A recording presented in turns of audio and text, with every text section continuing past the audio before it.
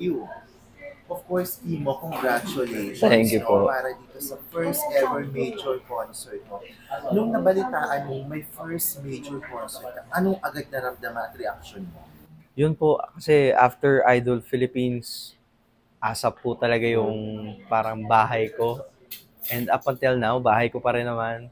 And hearing na meron akong first major concert after Idol Philippines, sobrang happy ako na magkakaroon ako ng first major concert and with the help of Miss Beth Mercado and Sir Yuri Mercado na makapagbigay ng concert and makapagbigay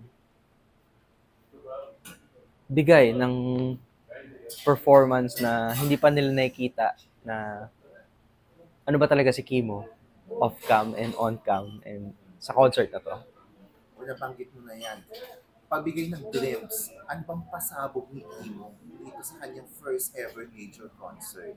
Ayun po, since yun nga po, nakilala nga po nila ako na showstopper, still magiging showstopper ako for this concert and marami pa silang aabangan and marami pa akong may papakita na hindi pa nila nakikita sa ASAP or sa kahit anumang stage na nakita nila ako.